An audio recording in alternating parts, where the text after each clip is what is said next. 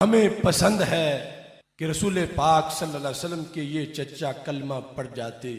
پھر ابو طالب نے جہاں برسوں خدمت کی، چلتے وقت رنج بھی وہ دیا جس کا جواب نہیں۔ چونکہ بخاری شریف میں سرکار نے پورا زور لگایا کہ چچا کلمہ پڑھ جاؤ تو میں آگے زندگی بھر کے سارے معاملات میں سنبھال لوں گا۔ یہ بخاری میں بار بار حدیث آئی۔ ہر چند حضور اقدس صلی اللہ علیہ وسلم نے کلمہ پڑھنے کو فرمایا، نہ پڑھنا تھا نہ پڑھا، جرم وہ کیا جس کی مغفرت نہیں۔ حضرت ابو طالب سے محبت کرنے کے لیے جلالی ہونا ضروری نہیں، حلالی ہونا ضروری۔ بہت اچھا ہو گیا، یہ بات شروع ہو گئی، بڑا اچھا ہو گیا یہ بحث چھڑ گئی، بڑا اچھا ہو گیا یہ بات کھل گئی، بڑا اچھا ہو گیا کہ سام پٹیاری سے باہر آ گیا، اب بات ہر کسی تک جائے گی۔ اب صرف علی کے باپ پہ بات نہیں ہوگی، اب ہر کسی کے باپ پہ بات ہوگی۔ بہت اچھا ہو گیا مولوی، تو نے یہ چیلنج کر دیا ہے۔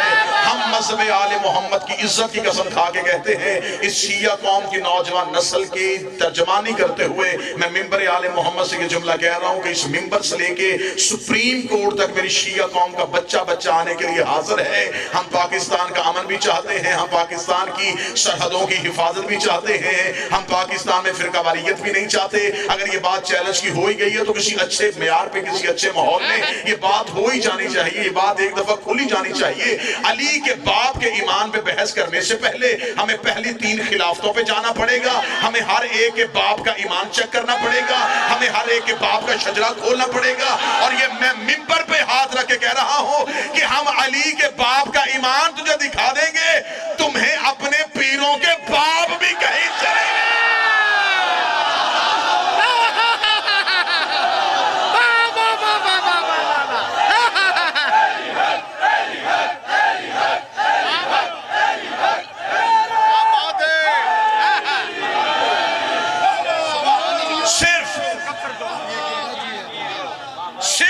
حضرت عمران پہ نہیں ہوگی۔ غلام بس بھائی بسم اللہ کریں۔ ہم صرف مذہب آل محمد کے لیے، ہم یہ تعریف و توصیف کے لیے نہیں آئے۔ ہم حفاظت بھی کرنا جانتے ہیں، ہم وکالت بھی کرنا جانتے ہیں۔ ہم وہ زبان قدی سے کھینچ لیں گے جو علی کے باپ پہ بھونکے گی۔ ایمان ابو طالب نہیں پڑھوں گا، ایمان ابو طالب وہ پڑھتا ہے جس کی نسل مشکوک ہو۔ ہمیں احسان ابو طالب پڑھنے ہیں، ہمیں دنیا کو بتانے ہیں کہ علی کے باپ کے احسان کتنے تھے۔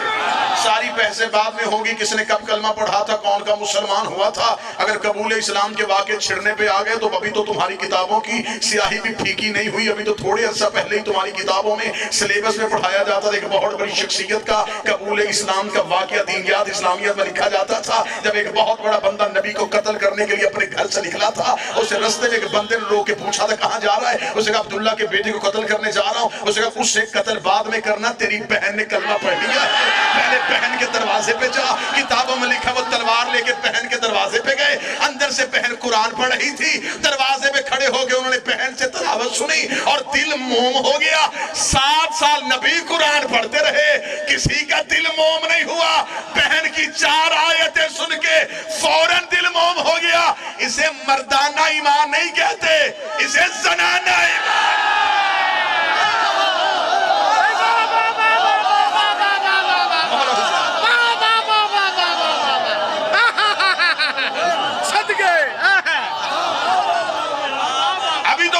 کتابوں میں لکھی ہوئی ہیں، ابھی تو وہ جملے کتابوں میں لکھے۔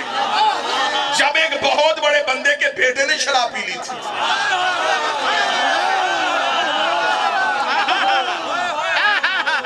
ہمیں نہ چھیڑو، ہم علی کے معاملے میں بڑے جذباتی ہیں، ہم شجرے کھول دیں گے۔ ہم صرف اولاد ابو طالب کے لیے نہیں، ہم حضرت ابو طالب کے لیے بھی ہم وقت آ۔ دنیا کی کسی عدالت میں بلاؤ، حضرت ابو طالب کا ایمان نہیں، ہم احسان یاد کروائیں گے۔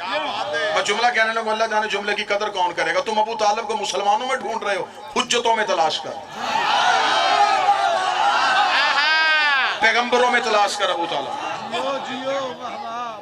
حضرت عیسیٰ سے لے کے نبی تک یہ جو درمیانی عرصہ ہے، اس سارے عرصے میں اللہ کی کون سی حجت تھی جو زمانے میں موجود رہی ہے؟ اور خدا کہتا ہے بغیر حجت کے لمحہ بھی زمین پہ گزارا نہیں ہو سکتا. حضرت عیسیٰ لے کے خاتم النبیین تک اگر کوئی درمیان میں نبی نہیں تو پھر کسی حجت کا تصور کو ماننا پڑے. حضرت ابو طالب حجت الہیہ ہے. حضرت ابو طالب کا علم سنایا جائے, حضرت ابو طالب کی شجاعت سنائی جائے, حضرت ابو طالب کا عرفان سنایا جائے. رات میں نے ملتان میں یہ جملہ کہا تھا, حضرت ابو طالب کا علم دیکھنے کے لیے صرف دیوان ابو طالب پڑھ لیا جائے. تو دیوان ابو طالب کے لیے میں یہ جملہ کہوں گا کہ دیوان ابو طالب کا یہی تعارف ہے کہ اس دیوان ابو طالب کے بیٹے کا نام نہج البلاغہ ہے. اتنی فصاحت ہے دیوان ابو طالب میں.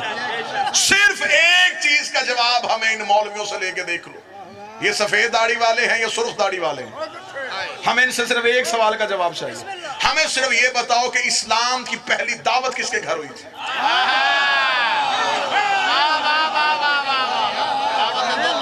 جسے دعوت ذوالعشیرہ کہتے ہیں, یہ کس کے گھر ہوئی تھی؟ یہ حضرت ابو طالب کے گھر ہوئی تھی. اب اسی مولوی کے سر پہ قرآن رکھ کے پوچھ کے حضرت ابو طالب کا گھر کہاں تھا؟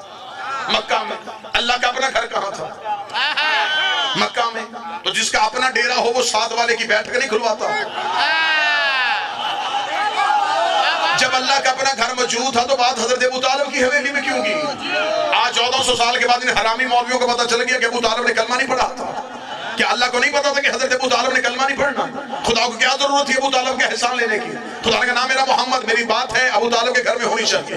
بات لا الہ کی تھی ہو ابو طالب کے گھر میں رہی ہے. بات محمد رسول اللہ کی تھی ہو ابو طالب کے گھر میں رہی ہے. میرے مالک جب تیرا گھر موجود ہے, تو نے 2 نبیوں سے مزدوری کر کے بنوایا تھا. نبی سے کہتا کعبے کے قریب آ جاتا, کعبے کی دیوار پہ ہاتھ رکھتا, تیری توحید کی بات کرتا, اپنی رسالت کی بات کرتا. اس زمانے میں جچتی بھی کہ اللہ کی بات ہی اللہ کے گھر میں ہوئی, نبی کی بات ہی اللہ کے گھر میں ہوئی. بات اللہ کی تھی ہو ابو طالب کے گھر رہی ہے, بات رسول کی تھی ہو ابو طالب کے گھر رہی ہے. جب ہم نے مولویوں سے پوچھا کہ بتاؤ اللہ کی بات اللہ کے گھر میں کیوں نہیں ہوئی, انہوں نے